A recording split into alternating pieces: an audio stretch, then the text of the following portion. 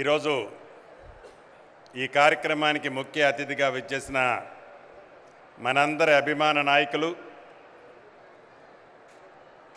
ఎన్నికల ముందు పిసిసి అధ్యక్షులుగా, ఇప్పుడు మనందరి అభిమానాన్ని పొందిన మన ముఖ్యమంత్రిగా ఇక్కడికి విచ్చేసిన పెద్దలు రేవంత్ రెడ్డి గారికి, ఉప ముఖ్యమంత్రి వర్యులు బట్టి విక్రమార్క గారికి, సహచరం ఎన్నికల ముందు పిసిసి అధ్యక్షులుగా, ఇప్పుడు మనందరి అభిమానాన్ని పొందిన మన ముఖ్యమంత్రిగా ఇక్కడికి విచ్చేసిన పెద్దలు రేవంత్ రెడ్డి గారికి, ఉప ముఖ్యమంత్రి వర్యులు బట్టి విక్రమార్క గారికి, సహచర మంత్రివర్యులు సీతక్క గారికి, సురేఖ అక్కకు, శ్రీధర్ బాబు అన్నకు, జూపల్లి గారికి, ఇంకా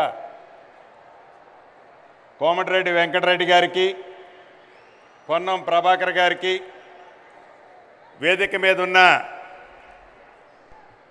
ఎంపీలు, ఎమ్మెల్యేలు, ఎమ్మెల్సీలు, మాజీ ప్రజాప్రతినిధులు చాలామంది ఉన్నారు. హనుమంతరావు గారన్న, ఇంకా మాజీ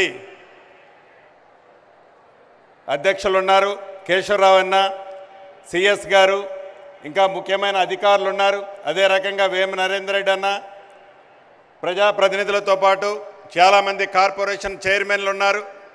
ముఖ్య అతిథులందరికీ, ముఖ్యంగా ఈ కార్యక్రమానికి హాజరైన నా కుటుంబ సభ్యులైన ఆడబిడ్డలు, అన్నదమ్ములు, మీడియా మిత్రులందరికీ మనస్ఫూర్తిగా హృదయపూర్వక నమస్కారం తెలియజేసుకుంటున్నాను.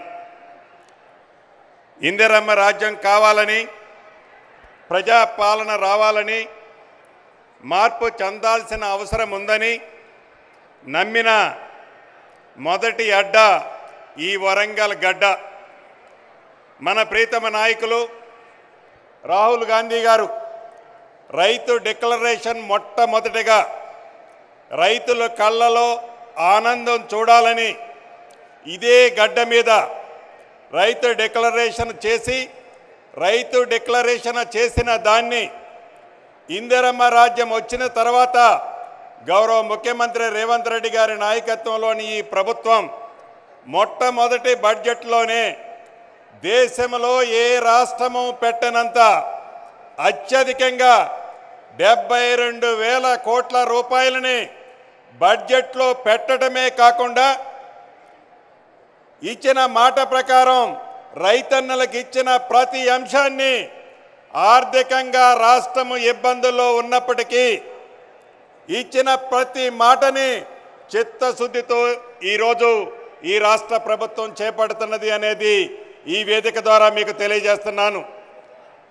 అదే రకంగా మహిళా అభ్యున్నతి మరియు ఊతమిచ్చేలా మహిళా పురోగతి ఈ విజయోత్సవ సభ నిర్వహించాలని చెప్పుకోవటాన్ని నిజంగా రాష్ట్ర మంత్రిగా, ఈ జిల్లా ఇన్ఛార్జి మంత్రిగా మొట్టమొదటిసారిగా ఈ వరంగల్కి అవకాశం ఇచ్చినందుకు వేదిక మీద ఉన్న పెద్దలందరికీ మనస్ఫూర్తిగా కృతజ్ఞతలు తెలియజేస్తున్నాను. ఈరోజు అనేక కార్యక్రమాలతో పాటు 22 జిల్లాలకు సంబంధించిన ఇందిరా మహిళా శక్తి భవనాలని గౌరవ ముఖ్యమంత్రి రేవంత్ రెడ్డి గారి చేతుల మీద ఇంతకుముందే శంకుస్థాపన చేసుకోవడం జరిగింది. దేశ చరిత్రలో మహిళా సంఘాలకి తొలిసారిగా సోలార్ విద్యుత్ ప్లాంట్లు కేటాయిస్తూ ఇందిరమ్మ ప్రభుత్వం, అదే విధంగా మహిళా సంఘాల సభ్యులకి బీమా సౌకర్యం కూడా కల్పిస్తుంది మన ఇందిరమ్మ ప్రభుత్వం. ప్రజాపాలన కార్యక్రమంలో 6 గ్యారంటీల్లో ఎన్నికల ముందు ఏవైతే హామీలు ఇచ్చిందో ఆనాటి పిసిసి అధ్యక్షులు, ఈనాటి గౌరవ ముఖ్యమంత్రి గారు ఇచ్చిన మాట ప్రకారం మొట్టమొదటిగా మహిళలకి ఉచిత బస్సు సౌకర్యాన్ని కల్పించడం జరిగింది. ఈ ఉచిత బస్సు సౌకర్యం వల్ల ఉమ్మడి వరంగల్ జిల్లాలలో 8,56,00,000 మంది ఆడబిడ్డలు, సుమారు 381 కోట్ల రూపాయలకి ఛార్జీలు ఈ ఉచిత బస్సు వల్ల నా ఆడబిడ్డలకి లబ్ధి జరిగింది అని చెప్పడానికి ఈ ఉమ్మడి వరంగల్ జిల్లా ప్రజల పక్షాన గౌరవ ముఖ్యమంత్రి గారికి కృతజ్ఞతలు తెలియజేస్తున్నాం. అదే రకంగా మహాలక్ష్మి పథకం ద్వారా ప్రతి ఆడబిడ్డకి ఏదైతే ఇందిరమ్మ రాజ్యం వచ్చిన తర్వాత 500 రూపాయలకే గ్యాస్ ముద్దిస్తామని చెప్పాం. ఇచ్చిన మాట ప్రకారం ఈ ఉమ్మడి వరంగల్ జిల్లాకి 5,85,000 మహిళలకు సుమారు 104 కోట్ల విలువ చేసే సబ్సిడీని, అంటే 500 రూపాయల కంటే పైనున్న డబ్బుని వారు కొన్న తర్వాత వారి ఖాతాల్లోకి కేవలం ఉమ్మడి వరంగల్ జిల్లాలోనే 104 కోట్లు ఆడబిడ్డల ఖాతాలోకి గ్యాసు నిమిత్తం వేయటం జరిగింది. అదే రకంగా గృహజ్యోతి కార్యక్రమం ద్వారా గౌరవ ఉప ముఖ్యమంత్రి బట్టి విక్రమార్క గారు అనేక ప్రాంతాలకు తిరిగి అనేక ప్రజలని వారి దగ్గర నుంచి సేకరించిన వివరాల ప్రకారం అద్భుతంగా ఈ గృహజ్యోతి కార్యక్రమాన్ని చేపట్టడం జరిగింది. ఈ ఉమ్మడి వరంగల్ జిల్లాలోనే సుమారు 5,27,000 మందికి 200 యూనిట్లు ఉచిత పవర్ ఇవ్వటం వల్ల సుమారు 128 కోట్లు ఈ 5,27,000 కుటుంబాలకి లబ్ధి జరిగిందని చెప్పడానికి చాలా సంతోషిస్తున్నాను. అదే రకంగా రాజీవ్ ఆరోగ్యశ్రీ కార్యక్రమం ద్వారా ఇందిరమ్మ రాజ్యం రాకముందు పేదవాళ్లకు జబ్బు చేస్తే 5 లక్షల రూపాయల వరకే ఆనాటి కార్యక్రమంలో లబ్ధి జరిగేది. ఎన్నికల్లో వాగ్దానం చేసిన దాని ప్రకారం ఇందిరమ్మ రాజ్యంలో ఇప్పుడు 10 లక్షల రూపాయలు పేదవాళ్లకు జబ్బు చేస్తే ఇవ్వటం జరుగుతుంది. ఈ ఉమ్మడి వరంగల్ జిల్లాలో 3,16,100 మందికి ఈ రాజీవ్ ఆరోగ్యశ్రీ ద్వారా లబ్ధి జరిగింది. సుమారు 174 కోట్లు పేదవాళ్లకు జబ్బు చేస్తే ఈ రాజీవ్ ఆరోగ్యశ్రీ కార్యక్రమం ద్వారా పేదవాళ్ళని ఆదుకున్నది ఈ ఇందిరమ్మ ప్రభుత్వం. గత ప్రభుత్వంలో ధరణి పేరుతో మన ప్రభుత్వం రావడానికి ముందు సుమారు 2 సంవత్సరాల నుంచి 2,45,000 అప్లికేషన్లు వివిధ కలెక్టర్ల దగ్గర ధరణికి సంబంధించిన అప్లికేషన్లు పెండింగ్ ఉండేవి. నెల క్రితం వరకు ఈనాడు 1 నెలలో వచ్చిన అప్లికేషన్లు తప్ప ఈ నెలలో వచ్చిన అప్లికేషన్లు తప్ప ఏ కలెక్టర్ గారి దగ్గర ధరణికి సంబంధించిన పెండింగ్ అప్లికేషన్లు ఎక్కడా లేవు. అదే రకంగా 2020 రెవెన్యూ చట్టం ద్వారా ఏదైతే ఆనాటి ప్రభుత్వం పేదోళ్ల భూములు, ప్రభుత్వ భూములు, భూదాన భూములు, అదే రకంగా దేవాదాయ భూములు, ఫారెస్ట్ భూములు ఆనాటి పింక్ కలర్ సంబంధించిన వాళ్ళు కబ్జా చేశారు. ఆ భూములన్నీ బయటికి తెచ్చే విధంగా రెవెన్యూ చట్టాన్ని దేశంలోనే ఒక రోల్ మోడల్ చట్టంగా తీసుకొచ్చే విధంగా 2024 చట్టాన్ని అతి కొద్ది రోజుల్లోనే అసెంబ్లీలో పెట్టి తీర్మానం చేసి ఒక రోల్ మోడల్ రెవెన్యూ చట్టాన్ని తీసుకొచ్చి ధరణి ద్వారా తెలంగాణలో ఏదైతే 2,54,00,000 ఎకరాల భూమి ఉందో ఆ భూమిని ఆనాటి పెద్దలు విదేశాల కంపెనీల్లో తాకట్టు పెడితే ఇందిరమ్మ రాజ్యంలో గౌరవ ముఖ్యమంత్రి రేవంత్ రెడ్డి గారి నాయకత్వంలోని ఈ ప్రభుత్వం మన స్వదేశానికి సంబంధించిన కేంద్ర ప్రభుత్వానికి సంబంధించిన సంస్థ అయిన ఎన్ఐసికి అప్పగించాం.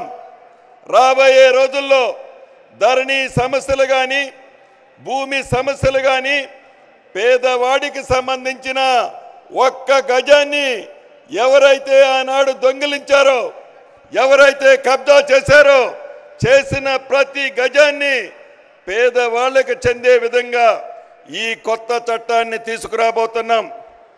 ఇక వరంగల్ విషయానికి వస్తే ఇందాక అనేక విషయాలు ముఖ్యులు చెప్పారు. ఇది ఒక పట్టణం. ఇంతకుముందే గౌరవ ముఖ్యమంత్రి గారు చెప్పినట్లు వరంగల్ అంటే ఒక చిన్న పట్టణం. దీన్ని మహానగరంగా తీర్చిదిద్దాలన్నదే ఈ ప్రభుత్వం యొక్క ముఖ్య ఉద్దేశం. ఈ వరంగల్ పట్టణాన్ని అభివృద్ధి చేసే దాంట్లో, తీర్చిదిద్దే దాంట్లో, మౌలిక వసతులు కనిపించే దాంట్లో, రహదారులు నిర్మించే దాంట్లో, అన్ని రంగాలలో హైదరాబాద్కి ఎక్కడా తగ్గకుండా ఇదేనా రెండో క్యాపిటల్ అనే విధంగా వరంగల్ పట్టణాన్ని అద్భుతంగా తీర్చిదిద్దబోతున్నాం. ఏదైతే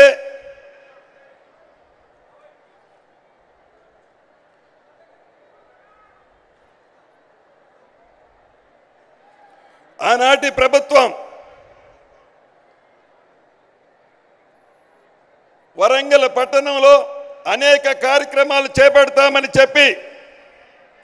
చెప్పిన కార్యక్రమాలు ఏటిని పూర్తి చేయకుండా మాటలకే పరిమితం చేసి ఈనాడు ఈ వరంగల్ పట్టణాన్ని ఇంతకుముందే స్థానిక ఎమ్మెల్యే గారు చెప్పినట్లు అద్భుతంగా వరదల నిధులు గౌరవ ముఖ్యమంత్రి గారు, ఉప ముఖ్యమంత్రి గారు ఈ వరంగల్ జిల్లాకి అంటే ముఖ్యంగా వరంగల్ పట్టణానికి ఇవ్వటం జరిగింది.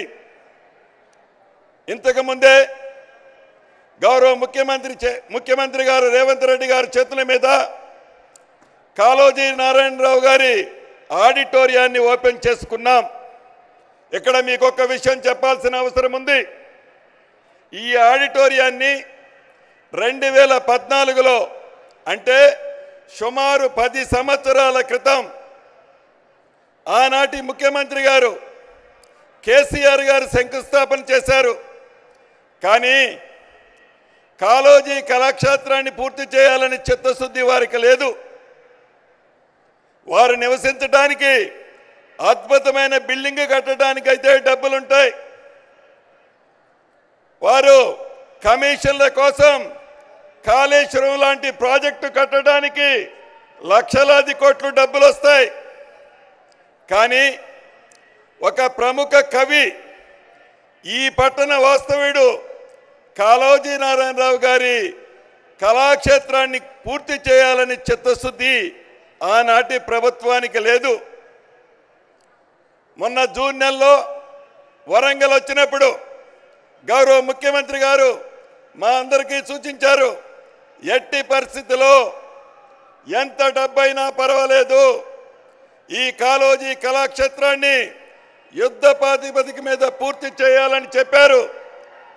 ఆ దిశలో సుమారు 95 కోట్లు ఖర్చు పెట్టి 1,77,000 చదరపు అడుగులతో అన్ని అంగులతో అద్భుతంగా కాళోజీ కళాక్షేత్రాన్ని నిర్మించడం జరిగింది. అదే రకంగా వరంగల్ మాస్టర్ ప్లాను గడిచిన 30 సంవత్సరాలు, ముఖ్యంగా తెలంగాణ రాష్ట్రం ఏర్పడి 10 సంవత్సరాల నుంచి వరంగల్ పట్టణంలో నివసించే ప్రజలకి వారి కలలానే మిగిలింది. గౌరవ ముఖ్యమంత్రి గారు రాబోయే తరాలను కూడా దృష్టిలో పెట్టుకొని అద్భుతంగా ఇంతకుముందే వరంగల్ మాస్టర్ ప్లానుని శాంక్షన్ చేసి రిలీజ్ చేసినందుకు ఈ జిల్లా ఇన్ఛార్జి మంత్రిగా గౌరవ ముఖ్యమంత్రి గారికి అభినందనలు, కృతజ్ఞతలు తెలియజేస్తున్నాను. ఇది సుమారు 1805 చదరపు కిలోమీటర్లతో అన్ని అంగులతో ఆర్భాటంగా ఈ వరంగల్ పట్టణానికి అన్ని వసతులు వచ్చే విధంగా ఈ మాస్టర్ ప్లాన్ని నిర్మించుకోవడం జరిగింది. ఇక ఇన్నర్ రింగ్ రోడ్డు 45 కిలోమీటర్లు ఉంది. ఈ 45 కిలోమీటర్లకి 572 కోట్ల అవసరం ఉంది. ఈ inner ring road Kakatiya university నుంచి కాజీపేట, తిమ్మాపూర్, ఎన్మాముల, పైడిపల్లి, కలుపుతూ నిర్మిస్తారు. ఈ ఇన్నర్ రింగ్ రోడ్డుని 3 విడతల్లో కంప్లీట్ చేయాలన్నది ఈ ప్రభుత్వం యొక్క ఆలోచన. అదే రకంగా భద్రకాళి ఆలయానికి 30 కోట్లు శాంక్షన్ చేసి అద్భుతంగా భద్రకాళి ఆలయ పరిసర ప్రాంతాల్ని ఈ ప్రభుత్వం అద్భుతంగా తీర్చిదిద్దనుంది. వివిధ నిధుల నుంచి ఇప్పటి వరకు ఇందిరమ్మ రాజ్యం వచ్చిన తర్వాత గౌరవ ముఖ్యమంత్రి రేవంత్ రెడ్డి గారి నాయకత్వంలోని ఈ ప్రభుత్వం ఈ ఉమ్మడి వరంగల్ జిల్లాకి 5,213 కోట్ల రూపాయలు శాంక్షన్ చేయటం జరిగింది. దీంట్లో 4,170 కోట్లు డ్రైనేజ్కి, 205 కోట్లు ఎయిర్పోర్టు ఈ ప్రాంత ప్రజల చిరకాల వాంఛ. ఈ ప్రాంత ప్రజలే కాదు, అటు నిజామాబాద్ అటు కరీంనగర్ ప్రాంత ప్రజలకు కూడా ఈ ఎయిర్పోర్టు చిరకాల వాంఛ. ఈ చిరకాల వాంఛని ఇందిరమ్మ రాజ్యంలో గౌరవ ముఖ్యమంత్రి రేవంత్ రెడ్డి గారి నాయకత్వంలోని ఈ ప్రభుత్వం అతి కొద్ది రోజుల్లోనే ప్రారంభించుకోబోతున్నాం. కాకతీయ మెగా టెక్స్టైల్కి 161 కోట్లు అన్ని వసతులు ఏర్పాటు చేయడానికి కేటాయించడం జరిగింది. అదే రకంగా 157 కోట్లతో కాకతీయ టెక్స్టైల్లో వరద నీరు వస్తుంటే దాన్ని నివారించడానికి దాన్ని కూడా శాంక్షన్ చేసుకోవడం జరిగింది. 74 కోట్ల అంచనాతో అధునాతనమైన ఆర్టీసీ బస్ స్టాండ్ని నిర్మించుకుంటున్నాం. ఇలా అనేకమైన కార్యక్రమాలు చేపడుతున్నాం. సుమారు 230 కోట్లతో అనేక మిగిలిన అభివృద్ధి కార్యక్రమాలని శాంక్షన్ చేసుకోబోతున్నాం. ఇంతకుముందే జనగాం జిల్లా స్టేషన్ గన్పూర్లో కూడా 26 కోట్ల రూపాయలతో డివిజనల్ స్థాయి కార్యాలయ సముదాయాలని అన్ని ఒక దగ్గర ఇంటిగ్రేటెడ్ సముదాయాన్ని కూడా నిర్మించుకోబోతున్నాం.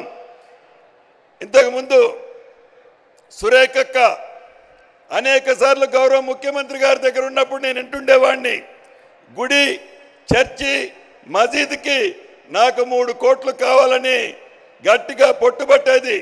గౌరవ ముఖ్యమంత్రి గారు ఆ 3 కోట్లు కూడా శాంక్షన్ చేసినందుకు కృతజ్ఞతలు చెప్తున్నాను.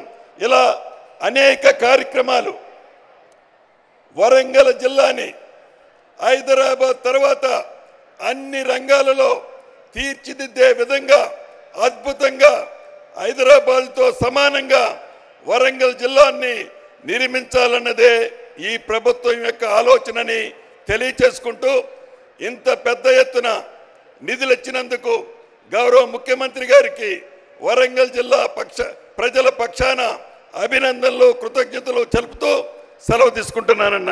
Thank you very much. ధన్యవాదాలు సార్. ఈ విజయోత్సవాల్లో గౌరవనీయ మంత్రివర్యులందరి శుభాకాంక్షలు ఉంటాయి, ఆ తర్వాత పెద్దల సందేశాలు ఉంటాయి. ఇప్పుడు గౌరవనీయులైన మంత్రివర్యులు కొండా సురేఖ గారి శుభాకాంక్ష.